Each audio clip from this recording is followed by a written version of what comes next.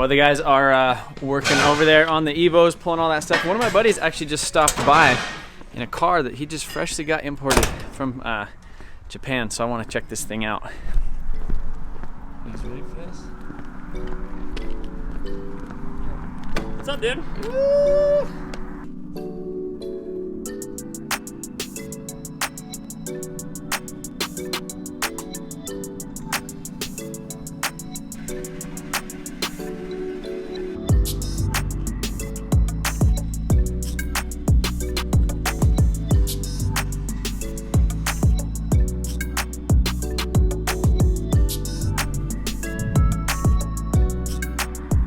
Right-hand drive Maxima? What is this? Yeah, it's an old Datsun. Dang. I mean, I wish I would have seen it before you got it all polished and stuff, but it looks beautiful. Yeah, it's definitely a lot better. It's a whole lot better. It was like almost purple and stuff, and then she went through and did up the whole thing, and you can tell it's actually blue now, which is nice. Yeah. I mean, it looks amazing. What color is it? It's BN6 is a paint code, so it's deep marine blue. Nice. Yeah. This thing is sick. Oh yeah, dude. My favorite. Oh, dude, me too.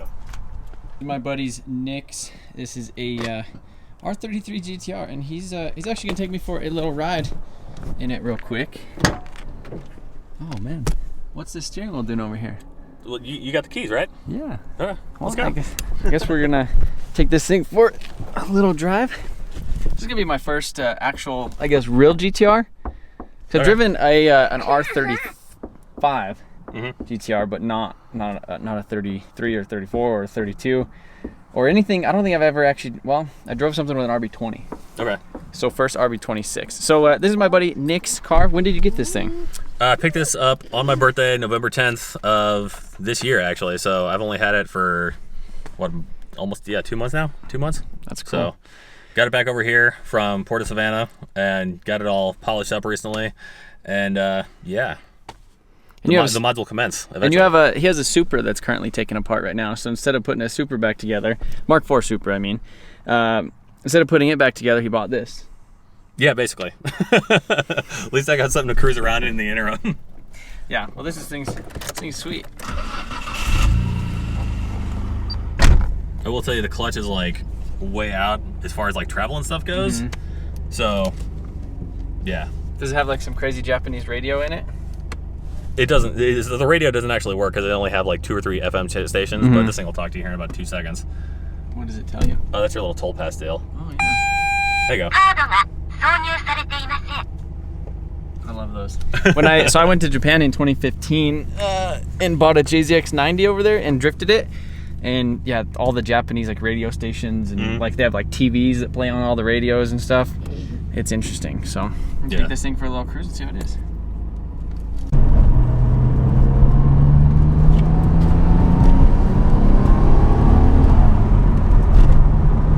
Get used to it for a minute.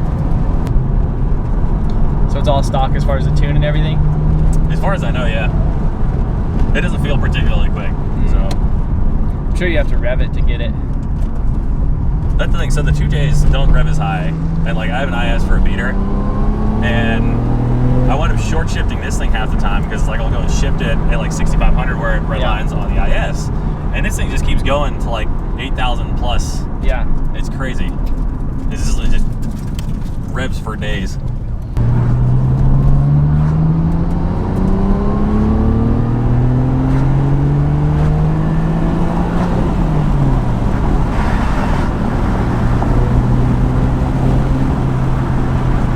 Feels kind of slow.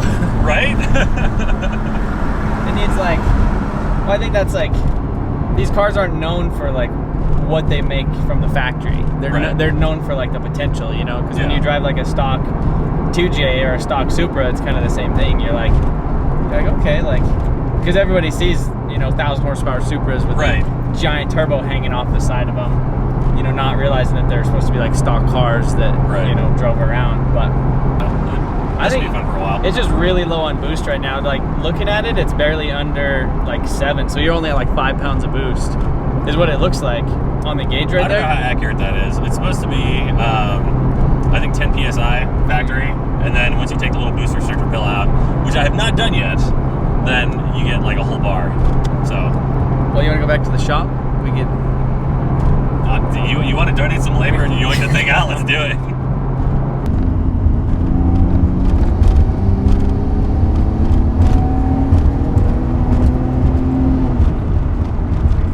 We turn up the boost in here. So right here is basically your factory boost control solenoid thingamabob, and if you feel right here where this yellow line's at, it's got this nice little like restrictor pill in it. Yeah. So basically all we got to do is pull this little clamp off, and then actually I might even be able to do this by hand. Dude, this is like roach. Look at this. This is gross. A little bit of vacuum line. Yeah. So just yank this thing off and grab some pliers, and we should be able to squeeze this thing right out of here. So we just went ahead and cut the line and pulled this little guy out of there. Look at this thing. It's just like a little bitty tiny pill. Like it's like a nitrous jet almost. Yeah, almost. Let's see if I can get this. That's super tiny little hole in it. So maybe it'll make more boost now. Hopefully. Pill out of it and now I'm taking things apart and breaking things. Oh, what'd you break? Oh no, I didn't break it. I just need to go and get it shifted back on here. A little snorkel. So I was talking to Tommy F, and he said that spark plugs. Have you checked the spark plugs or anything on it yet? I replaced them because it was misfiring super bad right when we got it. Yeah. And I thought it was just 2 or 3 month old fuel, so I went and put fuel in it, and then changed the plugs and stuff too. Yeah. So. Yeah, he said plugs is like new. Big thing, and he said what he does when he first gets these things is because he said like the turbos, if you go past a bar or whatever, he said they just blow up like instantly. He said he had a completely bone stock car that he picked up in Florida, was driving it back to Connecticut, and it blew up the turbos before he even got. He said these turbos are just junk. Okay. But he said like the best thing to do that he does on all of them is he said as soon as he gets them, pulls them, drops them out, drops the turbos, does new head gasket, all seals, gaskets and stuff, all new vacuum lines all the way around, new clutch, the clutch delay valve, and then they do, I think, the Garrett like 2860s or something. Okay. And they put a Haltech in them, and he said then you make like 550 on them, and they just rip. That wouldn't be bad. But yeah, he said that's like he said every one of these things, he's like, if you ever watch his videos, he's like, they're junk. He's like, every single one of them, like as soon as you get them from Japan, he's like, because nobody cared about them until the last like 3 years. Right when the values and stuff started. Yeah, and then they get them, they paint them, they throw them at auction and stuff like that. So he said to just like really, really kind of thoroughly go over it and make sure, because he said they'll knock on just the stock ECU if you turn up the boost too much, which he was saying it sounds like there's like a boost leak or something somewhere. Okay. If it's not making that much power, because he was saying, I guess these things in stock form did like an 8-minute Nürburgring lap, and like the brand new BMW M2 does it in like 7:52, so it's like only 8 seconds faster. Yeah. For like that much newer of a car, I guess. Right. So he said they're supposed to be pretty decent, so it's probably a little bit of a boost leak. He said the boost leak things are kind of a pain to do on here to actually test them, just because I guess they're kind of a pain. But he said that's probably something with a boost leak and then vacuum lines and all that stuff. But I'm curious. Let's go drive it and see. Heck yeah, dude. Nothing else will be a good reason to upgrade stuff. Yeah. That's never a bad problem to have. Exactly. And what coilovers it has? It has a Cusco. Cusco something or other. With the electronic things that don't work? Yeah, with the electronic things that don't work. There's like no power to it at all. I haven't dove in to fiddle with it yet. Yeah. But that's one of the many things that this thing needs done, up to and including this. And yeah, so you got a new one of these things and a new steering wheel. Yep. Coming for it. Yep. So, and those two together were like $800. Yeah. I'm ready. All right, let's go. But it only went up just a smidge. He was saying that should put it up to about a bar. Because this, I guess, the +7 is like 0.7 bar, which would be like 12 pounds. That's like little over 12 pounds. So, like, we're probably still a little under, probably about 10 pounds or a little bit under 10 pounds right now. So there might be a boost leak or something like that. Probably a little boost leak or, something like that. I'd say probably vacuum lines and then like a smoke/boost leak test would be what to do. Yeah.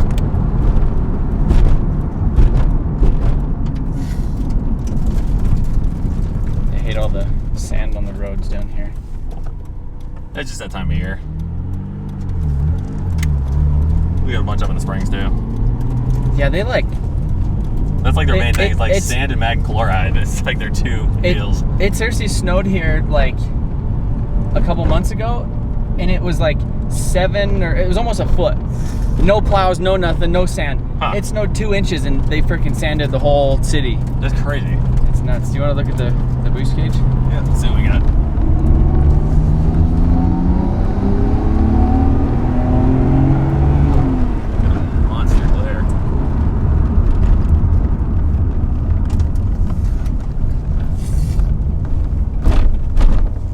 Spot focus, educate me on this DSLR stuff. Oh, that's it just focuses where you touch, but it normally just focuses in the center usually anyhow. So we got, hopefully this is in focus. If it's not, sorry.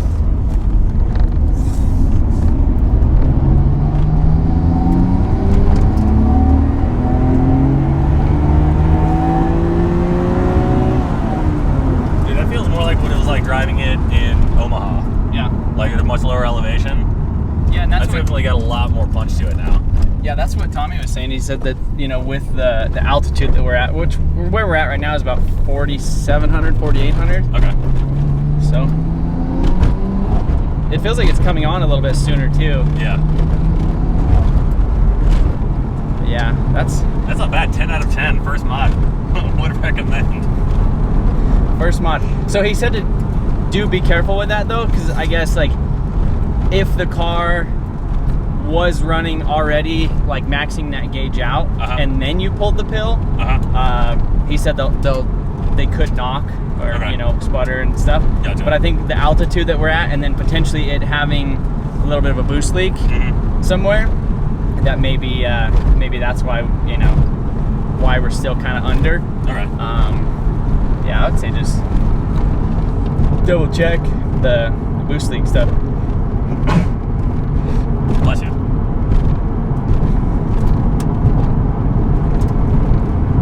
Yeah, I want one of these now. I just like do it. Buy one. Because I know the potential of them. Right. You know. Yeah. Because like watching Tommy's car, like on video, it's just so fast, and all he has is basically that same stuff. It's like stock engine, but he just has those upgraded turbos, Haltech. Yeah.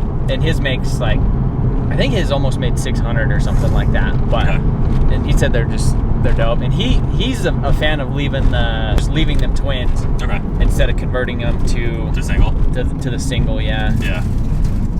Just because you can basically just buy those turbos, you know, bolt them on. Right. And then make good power with them, and everything looks and is kind of true to the, you know, he's like an OEM plus guy. You know, gotcha. Yeah, the BPU equivalent of whatever it is for Skylines. But with a Haltech. Right. The Haltech's a good way to go. I like those ECUs. Yeah, that's sick. Are you sure you don't want to sell it? Not right now. Probably not ever. I don't know, man. This is like the giggle factor is real. Yeah. No, it's such a cool car. Like, you know, you almost don't buy it because it's fast from the factory. You buy it because you want to look at it. Right, yeah. And eventually make it fast. Yeah, exactly. You know, with all the potential. Yeah, this thing's sick. It's even got the yellow fogs. You got 6K bulbs in there? No, so those are actually turn signals. I don't know why they did that, but they did. The turn signals down there? Yeah. There. That's interesting. I thought that was a fog light. No. Here, let me turn it on. That's kind of interesting, but it's even got the right wheels. Got the T37s. Got Brembos on it from the factory. I think you need to sell it, man. Yeah, I don't know, You don't need this thing in your life. It's yeah, that's the turn signal. So, well, again, this is my buddy Nick. He has a channel on YouTube. It is 2JZ Addict, and you filmed some stuff with this and played around with it yet, right? Yeah, I've done a couple of videos and stuff on it, so nothing too crazy yet. There's my Japanese lady I have in the glove box. Yeah. But nice. No, there's definitely a lot more coming for this. I just need to go and get some coin together to actually make it happen, because 6-speed swap is not cheap, and neither is doing like single and Haltech and all that stuff and all the wiring harness and whatever else too. So it'll be a work in progress. It'll be a good journey. It'll be a lot of fun too. Oh yeah. Well, I appreciate you stopping by. We're gonna go back and try figuring out this whole Evo wagon situation that we got ourselves in, because it's looking like it's gonna be a little bit more work than we thought. I think it'll be good, dude. I think it's gonna be sick. Deliver some incredible results. It's gonna be awesome. I can't wait to see it. It's gonna be great. Well, we're gonna see. What do you guys think? Should I get rid of the old dad wagon in favor of a... Yes.